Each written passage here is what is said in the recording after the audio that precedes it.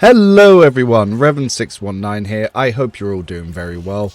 Today we're going to be looking at Ulfar, and Ulfar has received some changes in the current 1.5 patch where you're going to be noticing you're going to be doing a lot more of him than you were previously, and it's going to feel pretty enjoyable to play. Now, some of the things that we're looking at when it comes to Ulfar is the fact that he's now received more gear in Act 3 in the terms of a helm that now makes him immune to criticals, as well as giving him more armor, and a plasma pistol if you wanted to build into that route. However, he also receives entirely new power armor, which comes to him in Act 4, and it also comes with some new gear that also enhances his gameplay. Now, Ulfar is eating good in these current patches, and we are seeing some really good damage increases. He's also received new gear in Act 5, which is incredibly powerful when it comes to new weapons. However, the main issue with that is Act 5 has nothing for Ulfar to fight and kill.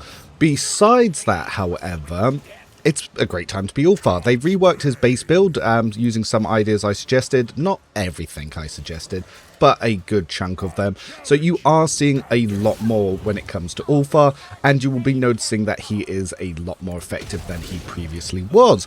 And because of that, he's been much more enjoyable to play, in my opinion. As you can see, Ulfar here is doing exceptionally well at clearing these enemies and just kind of getting the damage in that he really needs to do. And because of that, Ulfar's in a much better state, in my opinion. And as you can see, I am not struggling to really pump out any damage here, and these enemies are really suffering for it.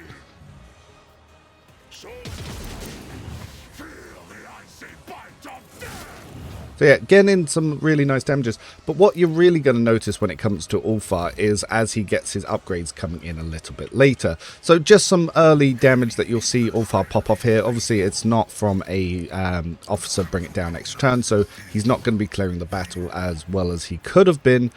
But you're going to notice some big improvements to him because of it. So I'm going to show some more battles with Ulfar and show what kind of the sort of things that you're going to be seeing with him. Having a look at some of the new goodies with Ulfar, he's got the Red Bull Skull Helm, which comes from Act 3 vendor, which is the wearer gains 10% armor and immunity to critical hits. This means Ulfar can finally actually feel that tank role. His new armor, whenever the wearer kills an enemy, the cooldown for Go for the Throat is reset. It also gives him plus 25 strength. Go for the Throat being his warrior's version of Charge, which is obviously pretty damn good. The upgrade to the Ice Gauntlets here is the Space Marine's recoil is reduced to 0. Targets of the Space Marine's melee attacks suffered staggered. Now, this is not exactly the best, but it is a direct upgrade and does basically what his base gauntlets do, but better. However, the big upgrade comes from the Icebreaker Sabatons. So the kick costs 0 AP, which is all kicks now. They changed that. It does 28 more damage, and whenever the wearer kills an enemy with a ranged weapon, the cooldown of kick ability is reset.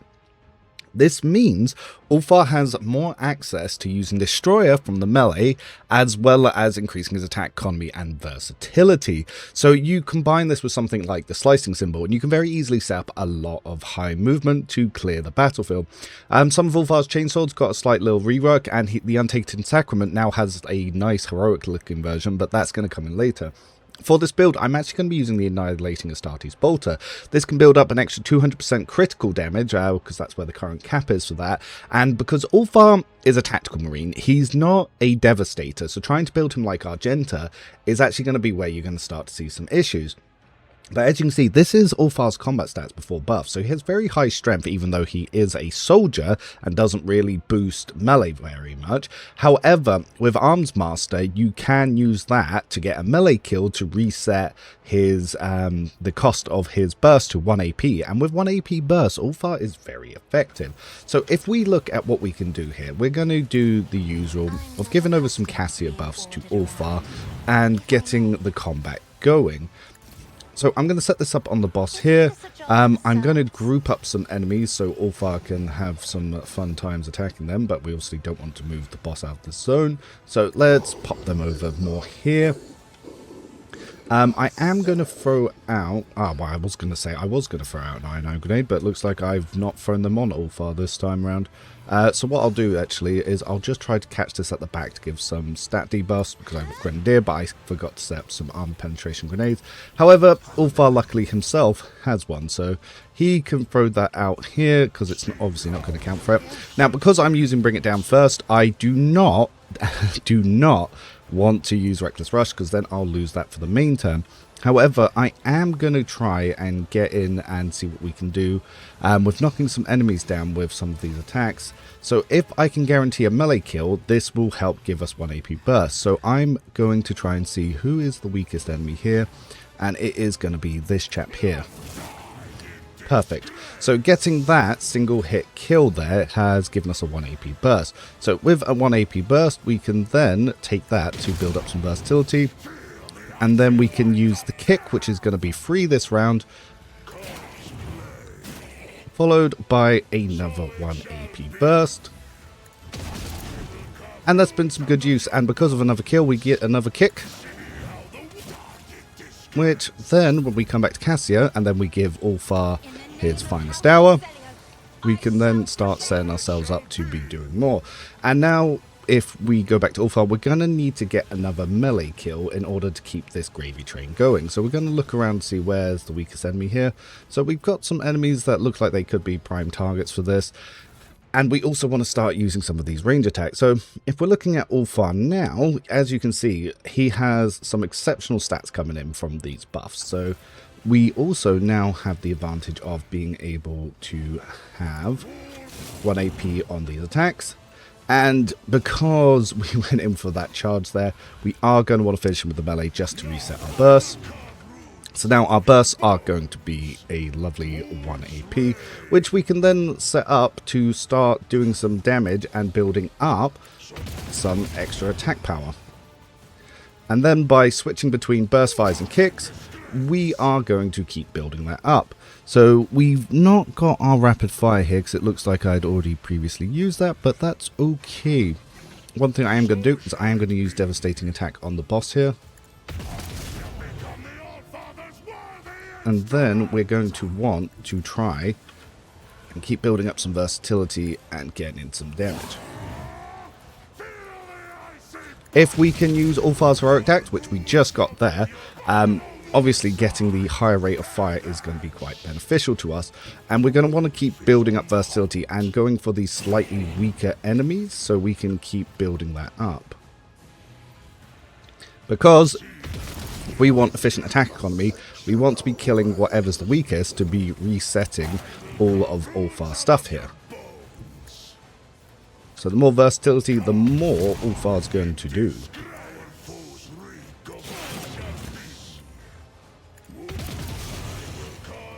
And eventually, when we come back to fight the boss, we're going to want to be able to do as much as we can by setting up these destroyers. So if I give that boss a good old kick right now, you can see we're going to do quite a bit of damage with that martial art. So we got a 360 damage hit. And because this is a multi-phase fight, we're going to want to obviously loop around a few times to see what we can do here. Now, Ulfar cannot use stims, so he's not going to benefit from stims, unfortunately.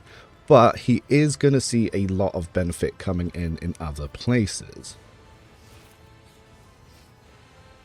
So we might be actually getting close to having the maximum stacks that we have on these burst fires for extra damage.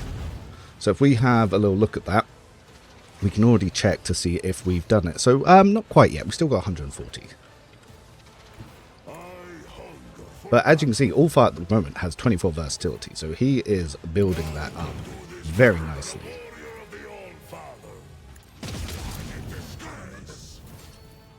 And even now, we're still building up ranged kills to be able to keep building versatility. So if we keep picking smart targets, we can actually use the fact that we've got a few extra free attacks on this bolter to be picking off some people. So yes, Ulfar's game clearing potential has been exponentially increased. So we've even built back in another kick here. So who is someone that we could probably want to kill? Well, there's no one left for us to actually kill, but what we can do is put Ulfar in the boss's path, and we can give this guy another kick, and as you can see, we are doing an exceptional amount of damage. But that will unfortunately bring Ulfar to the end of his set of turns, and we can bank all that extra MP that we built up with Entrench. So with the boss here, he's now not going to be able to be damaged until the next round. So we'll use the party to finish off everyone else, and then we'll keep going with Ulfar and pick him up. Coming back around to Ulfar, we can potentially try to get him off some of our companions here. So we're going to just kick the boss just to move him. Now the damage that Ulfar wants to do is incredibly high here. But unfortunately the Sire has his damage immunity going on. So that is unfortunately something we can't do. This kick, how much did you want to actually do? It wanted to do 517. But yes, the boss isn't going to allow for that right now. With that in mind, we will try to kill some of these Gene Stealers.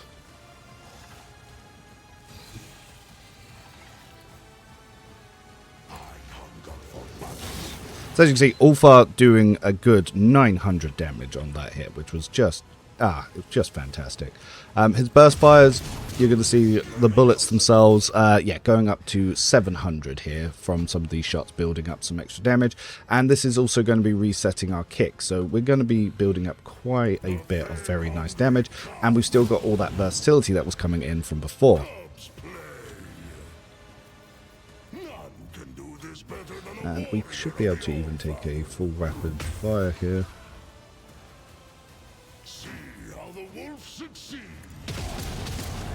But yes, clearing a lot of these enemies here, and leaving just the last few bits of dregs here, which we can then use to finish off the boss. So we're going to kick that guy, move Ulfar around a little bit. We've come back to Cassia, who we will jump out of the way. She's already buffed up Ulfar what she can, and it is in fact a new turn, so she can provide him with another bit of bring it down. And because it's come back around to here, we can get another kick. And yes, as you can see, those kicks are going to hurt a lot. And especially his melee follow-ups, 1,000 damage we're seeing coming in here from all of these stacks that Ulfar has himself built up. And then it comes back to just waiting for the boss to be punishable, really.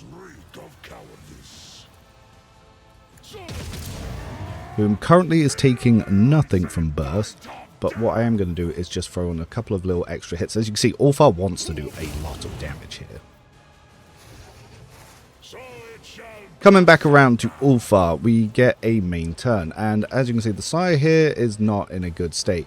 This kick wants to do over 1,000 damage, and if we go for melee again, it wants to do over 1,000 damage. So there is pain cometh for this boss.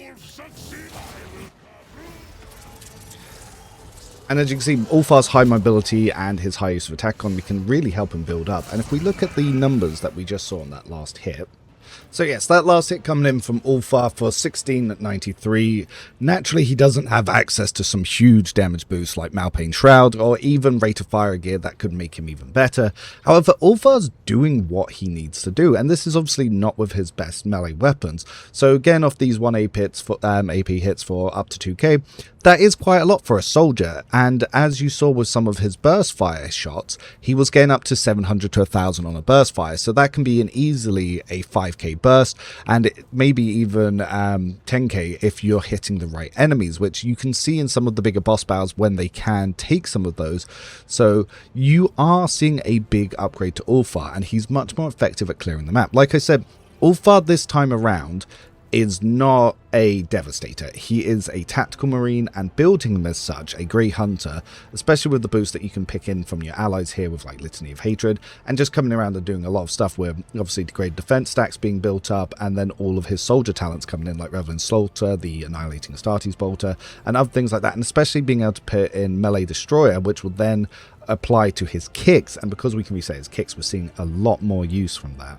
So let's talk about what's changed with Ulfar, what makes Ulfar Ulfar, and how we work with it. Being an Astartes Space Marine, Ulfar is an impressive beast of unit that takes up a 2x2 cell square, and he can get some very good upgrades coming in. As I went over before, his new power armor, whilst having pretty good armor deflection, a pretty good armor itself, it can reset go for the throat, which can be 1 AP on Finest Hour and 2 AP standard. His new helm, the Red Wolf Skull Helm, is probably the best one because it makes him immune to critical hits. He can still use stuff like Echo of Victory because of his high armor pen of his weapons to be dealing a lot of extra range damage to enemies from 5 cells. Hellbrute Horn Trophy can turn all of his defenses when stacked up into extra damage. He has access to stuff like Fury Incarnate or Slicing Symbol if you want to keep building up MP. I still think one of his best bolters is the Annihilating Astartes bolter because it can build up that extra 200%. And whilst you can't see it at the moment, the Grin of the Iron Wolf, whilst having high armor penetration, now also has a special effect similar to Singer of Fearsome Sagas, where it does, I think, 5% of the target's health as direct damage whenever you hit for the first time in combat. The best pistol for him is still the Astartes Bolt Pistol because Burden of Servitude is currently bugged, and I have let the developers know how it's bugged and what needs to be fixed, because the ability of Burden of Servitude doesn't count pistol shot, it wants single shot, and single shot is a rifle shot, so they do need to fix this for that effect to work. And we did actually see some new goodies. We've now got the Massive Astartes Plasma Pistol, and we've also got the regular Astartes Plasma Pistol. Being single shot, they are not as good as his burst fire Astartes pistols. We also got the Astartes Typhoon Bolter, which is a very fun little gimmick where if you use rapid fire, you can actually get a full 20 burst. However, that's going to be something that's going to be once per round, so it is a funny little end gimmick. If you want to have a 20 rate of fire burst, you can put that into his secondary, but you're still going to be focusing on his primary stuff. I like building up the extra 200% damage, but if you want to go for this, then the Typhoon Bolter is a good option. Unfortunately, the Pyre did receive quite a big nerf to the point where I no longer want to use it, but it's still very strong. The Astartes Flame is still okay, and the Triumph of the Stalwart also received quite a noticeable nerf in this update. Why they felt they needed to nerf Ulfar, don't know. But compared to the Salps using the heavy guns, I actually do prefer going for more of a tactical marine approach rather than trying to build him as a Devastator. For gear, you are going to want to bring in these Iron Eye Grenades and have Grenadier, and it is going to be important to have Destroyer to really get the advantage out of the melees. But whilst you are here, I am going to show you the new look for the Untainted Sacrament, which it just looks like a heroic weapon for Space Marine 2, which is really nice. Obviously, it's got some really good damage, and you will be able to get in the new weapons for Ulfar here, which is the Mjolnir, or the Mjolnir. So what this weapon does, it only has a strike ability, it has incredibly high armor pen, with power weapon efficiency it's 80%. And this weapon only has a strike ability. On here, each enemy within a 2-cell radius around the target is also attacked and cannot parry the attack. There isn't really any enemies worth using this on, unfortunately, because Act 5 really doesn't have any content, so there's not many encounters to use this. If DLC 3 rapidly expands Act 5, I really hope so, because you get this weapon less than 20 minutes before the end of the game, and you also have his Astartes Power Sword, which comes in here. Right now, it says 2 AP, but this is meant to only cost 1 AP to use the cleave. I don't know if this is currently bugged or if this is a UI bug, but the wielder can only perform area attacks with these weapons. These attacks cost -1 AP and deal 0 damage to the wielder's allies. Again, these area weapons would be good if we had swarms to fight, but there are no swarm encounters in Act 5, so the weapons just tend not to be used. His Astartes Combat Knife can still be quite useful. It did get some unique animations coming in for it, and what this does is when the attack for this knife kills target, the wielder restores 1 AP and can make an additional attack with this knife. So it can generate more attacks as long as you keep killing with it, so if you can match that, you could build up versatility that way, though now with his Sabatons, the fact that every ranged kill will give you another free 0 AP kick, and the fact that you can put his burst fires down to 1 AP is incredibly useful. Now there's that new animation. Now the Typhoon Bolter, if it was for the entire round, it gave you 20 burst fires, so instead of just using it once, if you can keep it so that the rate of fire always stays at 20, you could keep reloading and keep reusing it, and that would be very good. When I tested it, it was only for 1 burst fire, because it's only whilst using the rapid fire. Now when you had used rapid fire for the rest of the encounter, it would increase the rate of fire to 20. That would be an incredibly powerful use, but because it's just for 1 burst, again, it could be useful for a single boss attack, but because I prefer consistency, constantly having 200% more damage for the entire combat, it just does more for me. Singer of Fearsome Sagas is the upgrade that you get to the Grin of the Iron Wolf, but you literally get outside the final boss room, so I'm not going to be talking about it right now. When looking at Ulfar's base things, one of the things we have to understand is the Black Carapace removes all dodge penalties from power armor, so Ulfar can be built very good as a dodge user. He has the boss version of Combat Master, which is creature switches negative effects. It becomes staggered instead of becoming stunned, and it cannot attack effect becomes slowed instead. Instead of immobilized, they suffer side dampening effect instead of psychosystemic trauma. This creature is also immune to being knocked prone. He has access to Astartes equipment. He has bolt weapon efficiency. He is an adept to Astartes, so he is a space marine. He comes from the Death World, so he has stuff like survival instinct. His Fenris stuff gives him bonuses that are quite good and noticeable to his other areas of strength toughness. Space Marine's maximum wounds are also increased by their toughness, so the more toughness you have, the more wounds he has, which is why Ulfar has that big bulky 325 there, and as he gets buffs, he will benefit more from seeing those bonuses. Now, whilst he does have Dogmatic 3 Votary, I don't think he actually receives any effects from these higher ranks, but he is now a rank 3 for that. And Swift Hunter is quite useful, which is Ulfar may use MP after attacking abilities, so you don't need to take the all-out upgrade. He can also get the Eternal Warrior, which is when Ulfar should fall unconscious. Instead, he stays inactive for 2 rounds, becoming untargetable and immune to damage, also counting as full cover to allies. After 2 rounds, he returns to the fight. 50% of his maximum wounds can only be used once per combat. He's also got his Plasma Weapon efficiency, his Melt Weapon efficiency, and his Flame Weapon efficiency, as well as his Power Armor. So these are all sort of the base things coming in here, and you'll notice that because of his Fenris origin, he will have some boosts to some of these stats. But this is what we're working with, so we're going to start by looking at what Ulfar's base build is. If you are playing on a new save, you will benefit from the changes to Ulfar's build. Now, he now starts with Run and Gun, which is, as always, it can give you an extra attack and it can give you extra MP based on agility, and your next attack will cost you -1 AP, but until the end of turn, you will take it -10 to ballistic skill, and you can't use Run and Gun again because of the effect that is put onto you, which is winded, which can be cleared by using Reverend Slaughter. He starts with Athletics, and then obviously the Soldier base Reverend Slaughter ability. The soldier immediately removes the winded effect until the end of combat. The soldier gains the following bonuses: +10 ballistic skill, 5 times agility bonus critical damage, and 6% critical hit chance, which is going to be based on his agility, and these will stack. He'll then get Firearm Mastery, which is quite useful. The soldier gains the ability to make a number of extra attacks equal to their weapon's rate of fire, minimum 2. Using the weapon attack that normally costs the least AP, the attacks do not spend AP. Till the end of the soldier's turn, their first attack against a new enemy automatically scores critical hit. The soldier immediately reloads their current weapon.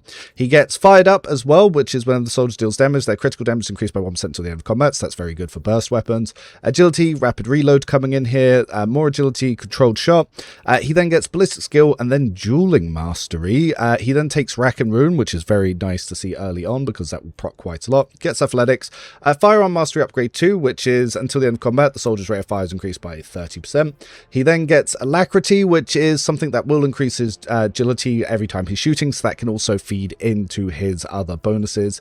More Ballistic Skill, gets Rapid Fire coming in here, which is very nice to have early on. Demolition, gets Perception, Dual Weapon Combat, Unfaltering Fire, Rapid Fire reduces damage. He takes It Will Not Die earlier, and he also gets Chain Weapon Expert as well as Demolition, and then he comes in with Firearm Mastery Upgrade 3. Until the end of combat, all of the soldiers' attacks 20% hard to dodge. Until the end of combat, the soldiers' range attacks gain 10% arm penetration. So he actually has the good Firearm Mastery upgrades now, whereas before he had the ones that increased his MP.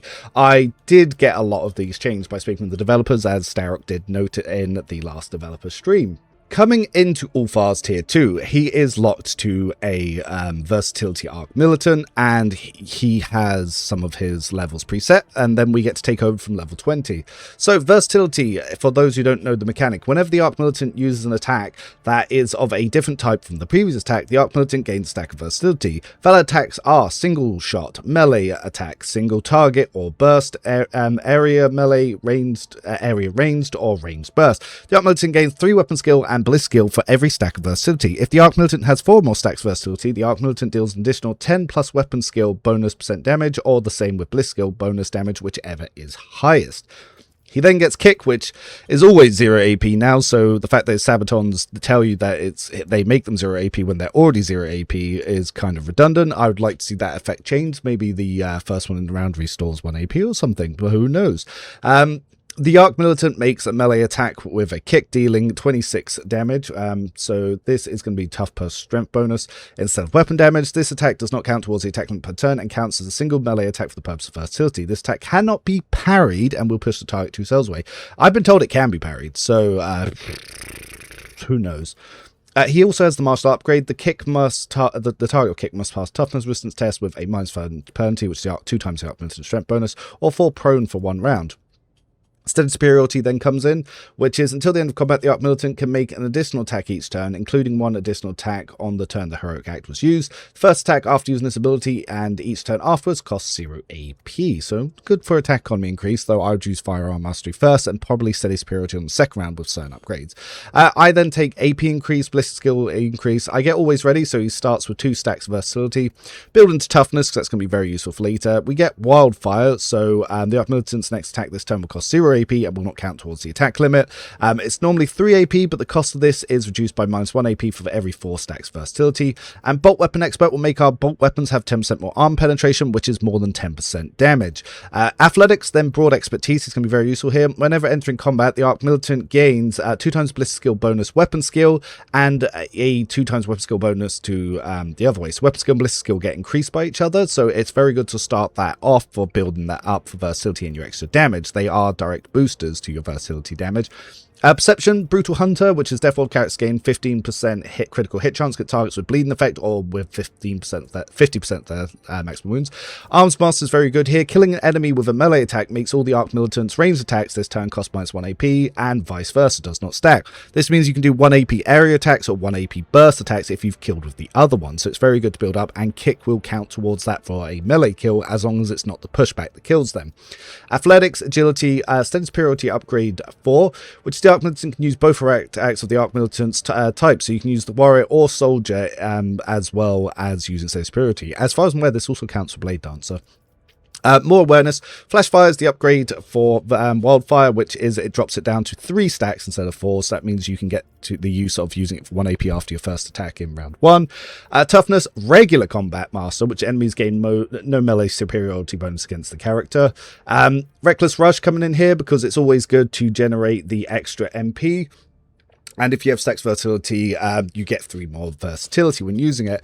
Then take Dependable, which is the Arch-Militant gains 5 times the number of versatility stacks bonus to armor. This bonus is kept when using Cautious or Confident Approach. So this is very nice for building up extra armor, which you can then use with stuff like the Hellbrute Horn Trophy. We get more toughness, more awareness. Adaptability is going to start turning versatility stacks into critical hit chance. We take Perception. We get Grenadier. Grenadier is very important because obviously you want to use those Iron Eye grenades to lower enemies' armor by 50%.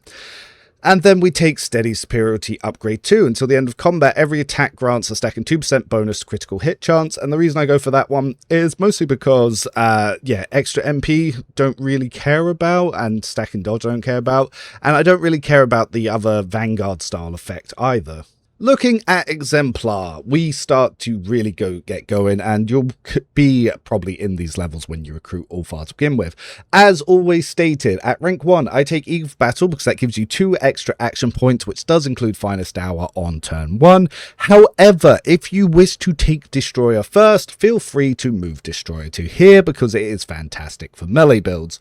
The first soldier ability I take is Muzzle Velocity, which is the first hit of ranged burst, deals additional damage equal to the weapon's current rate of fire.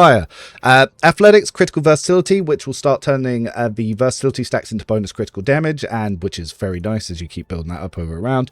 Ballistic Skill, I take Swift Movements because it helps start your starting position and it helps keep Ulfar moving before you have Slicing Symbol. Entrench is very useful because Ulfar can very much use all of his attack actions and still be left with AP and MP, so it's good to bank it to save it for another turn when you use with Run It Gun because it will restore them. More Athletics, Degrade Defense, which comes in at level 40, which is one of his most important skills, and you do want to stack this with Destroyer to do the most damage. The difference between using Destroyer and Degrade Defense and just dropping Destroyer can sometimes be 10 times your damage output. So the way this works is for whenever you do damage, it builds up stacks of Degrade Defense, which can cap up at 1,000, and for every 6 cells of those, you do 1% extra damage. This used to be base damage or flat damage, but now it's percentage damage, which is coming in. So it's a little bit weaker, but still very strong. Contempt for the weak. The Arch-Militant does 20% critical damage against enemies that are stunned, prone, or blinded. So your kicks will activate that. Ballistic skill increase, because we focus on ballistic skill because it was higher for Ulfar, and that will still increase our weapon skill because of broad expertise. Swift slaughter. So Revenant slaughter can be procced after 2 kills instead of 3, which is very good to start building up some things. Devastating attack. Very important upgrade here. The Arch-Militant's next attack, if it hits, will cause the target to make a toughness resistant test with -16 penalty. If failed, the target must suffer a negative effect based on the attack type. Impact damage knocks the target prone. That can activate some of our effects. Piercing and rending damage puts bleeding and slowed on the target, which can activate some of our effects. And enemy damage inflicts blinded, which again can activate some of our damage talents. We'll get some agility. Break and attack will lower enemies' toughness and their armor, which is very good to get more armor stripping, and will also activate effects. Power weapon expert. Power weapons get 10% armor penetration, which we do want. Awareness then comes in, and then rank 9 we take Destroyer. So each melee attack the character makes reduces the target's armor by 15% until the end of combat. This reduction is applied before damage is calculated. The before damage calculated is huge, and Destroyer, like I said, if you took it at the first Exemplar level, you take Eagle of Battle here. We then get some more AP increase coming in. Enough bullets for everyone can make your second attack in a turn do more damage, but it's less valuable than Rack and Ruin, which is why it's great that they take that first. Awareness coming in. Integrity will help give us whilst at full wounds, more ballistic skill, and more MP, which will also be more weapon skill, so these are quite useful with Ulfar. We get some awareness. Exploit weakness. If the Arch-Militant's attacks that have their armor reduced by any effects applied by the Arch-Militant's allies, the Arch-Militant deals 10% damage. When the Arch-Militant attacks targets that have their deflection reduced by any means, the Arch-Militant's allies or itself, the Arch-Militant deals +2 damage, which is very, very nice. We get some more agility, more toughness. The reason we keep building toughness, and we also take awareness on the next level, is for peak condition. The character gains bonus to their strength equal to 20% of their maximum wounds. Because Ulfar gets so much toughness and so much HP that then stack with his other things, peak condition is a huge upgrade to rapidly increase his strength, and it's why he's viable to use melee as a soldier when no other soldier is. Camaraderie is another very useful one. For each adjacent ally, the soldier deals 13% more damage to enemies, which is going to be based on bliss skill bonus. So if you have all 5 allies next to you, Ulfar is going to hit like a truck. He then gets Distract, which is any of the Arch-Militant's burst attacks and melee area attacks reduce the dodge of all enemies hit by 8% till the end of combat. It does not stack, but this is useful because it activates preferred targets. When the Arch-Militant's attacks targets have their dodge reduced by any means by the Arch-Militant's allies or the Arch-Militant, it gains 10% critical hit chance. When the Arch-Militant's attacks have their parry reduced by the effects of the Arch-Militant or their allies, it deals +20% critical damage. So lowering enemy parry and their dodge is very useful. Trusted weapons. Default characters gain 10% critical hit chance for axes, hammers, and las weapons. I take dash for Ulfar because it can be useful just to begin the last little bit of movement, which is the soldier immediately dashes to a selected direction, spending all their movement points, does not provoke tax opportunity, allows the soldiers to dash through allies and enemies. Yeah, I just find that useful to have there. Toughness. Extermination is going to be good because you are going to be making a high amount of attacks with Ulfar, and Accustomed to Glory, which is whenever the Arch-Militant or the allies uses a heroic attack or desperate measure, the Arch-Militant gets +1 and 10% damage on attacks to the end of combat. And finally, we are going to be finishing the build with an AP increase.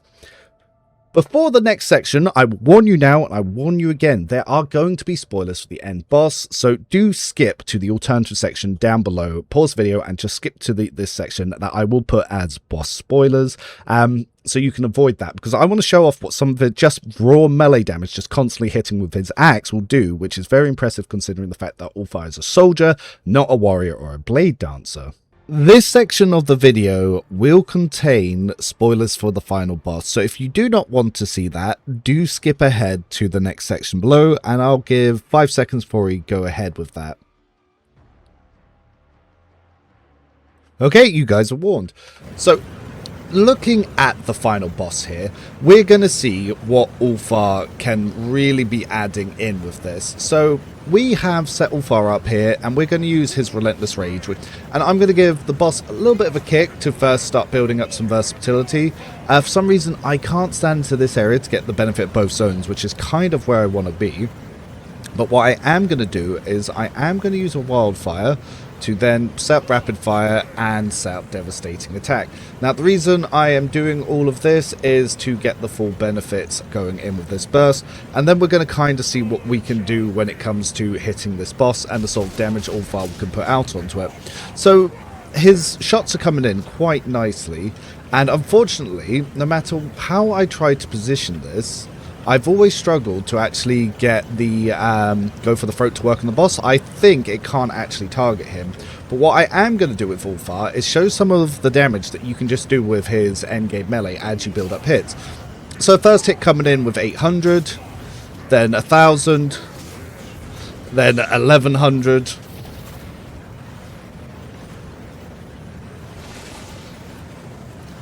Then we're going to see another 1300, another 1200, another 1200. And at 1300 there. So these are some very good damages. And then I am going to finish on a burst fire,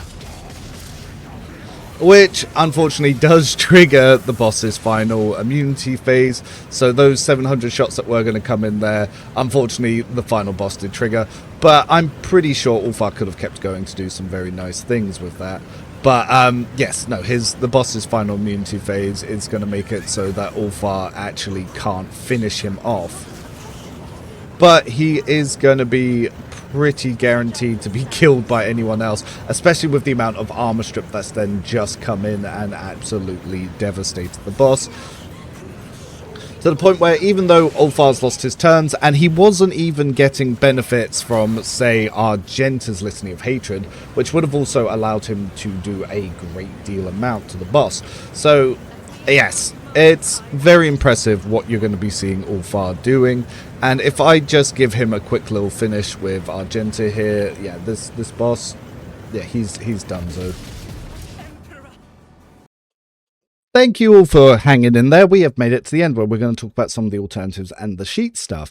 As I've said, I prefer Ulfar to be built as a tactical marine, which is a grey hunter for the space wolves, and not as a devastator, because Ulfar doesn't have access to rate of fire gear, and because he doesn't have access to Malpain's Shroud, he's not going to be your primary damage dealer, but he is going to be very good at just feeling like a space marine, doing some heavy impact crowd clear and some boss destruction.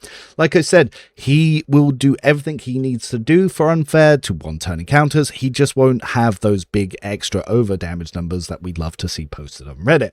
So Ulfar's base build, thanks to my suggestions, did get changed. It's not exactly as I would have said, but I am very happy with what they did. Controlled shot's very useful, and so is rapid fire.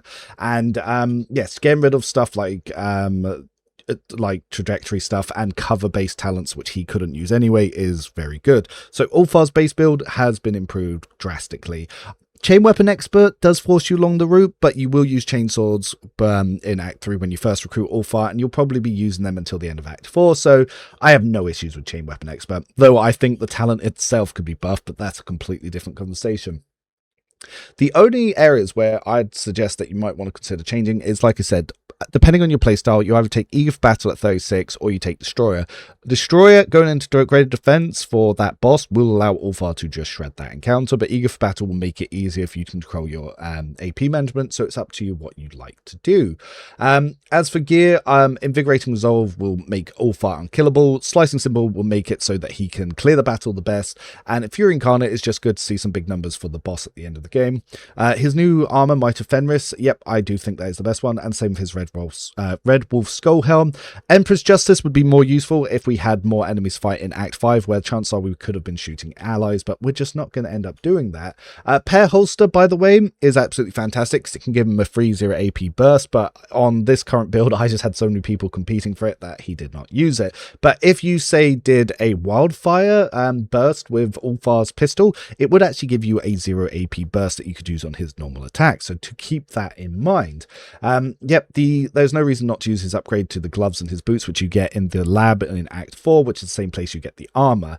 And as for his melee weapon, it's up to you. Like Grin of the Iron Wolf, you get the end of Act 4, the Mjolnir, and I've put the Astartes Power Sword, but I can actually add in Untainted Sacrament.